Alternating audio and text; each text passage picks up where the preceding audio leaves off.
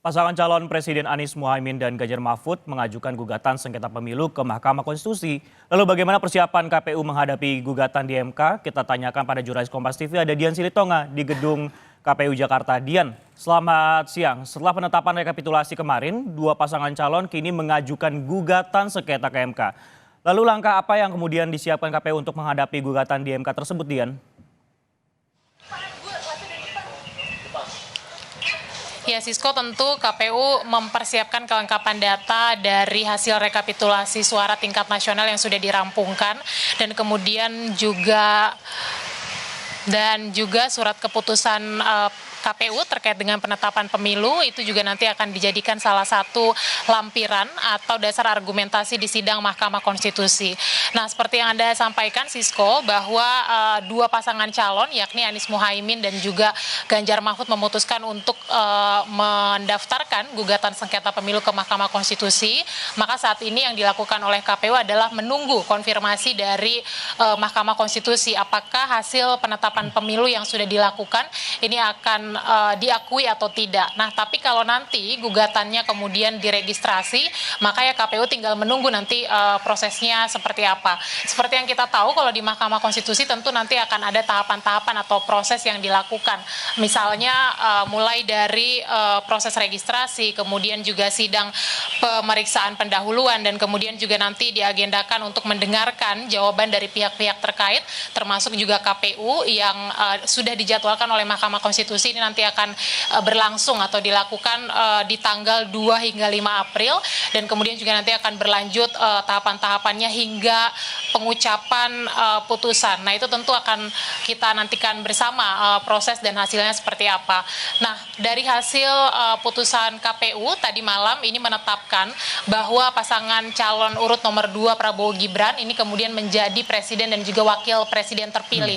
Nah, tentu saja nanti Prabowo Gibran ini juga akan hadir di sidang Mahkamah Konstitusi sebagai pihak yang kemudian akan memberikan jawaban atas gugatan sengketa yang disampaikan oleh pasangan calon lainnya. Kemudian juga KPU menetapkan bahwa dari 18 partai politik ada 8 partai politik yang lolos ke parlemen, sementara sisanya ini 10 partai politik tidak lolos ke parlemen. Tentu saja nanti bukan hanya pasangan calon presiden dan wakil presiden yang mengajukan gugatan. Kemungkinan juga nanti partai politik maupun juga calon-calon anggota legislatif ini akan mengajukan gugatan ke Mahkamah Konstitusi.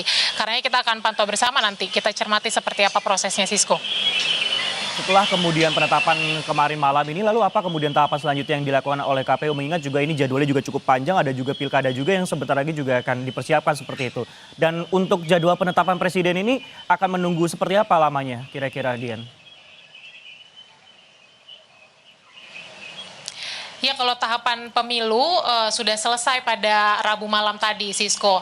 Jadi saat ini yang dilakukan oleh KPU adalah menunggu dulu proses di Mahkamah Konstitusi.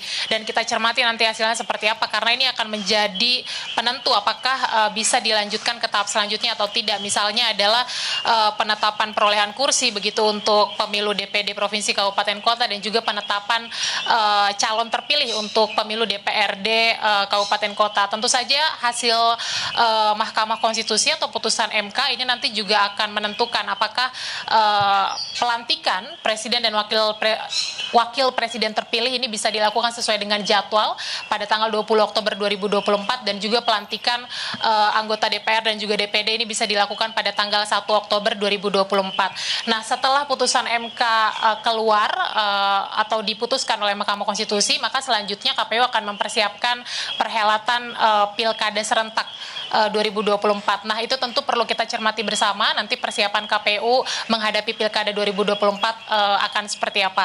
Tapi yang jelas untuk saat ini tahapan pemilu sementara bergeser dari Jalan Imam Bonjol atau gedung KPU RI menuju Jalan Medan Merdeka Barat Mahkamah Konstitusi. Jadi kita sama-sama kawal bersama, Sisko. Baik, terima kasih informasi Anda Dian Silitonga dari gedung KPU RI.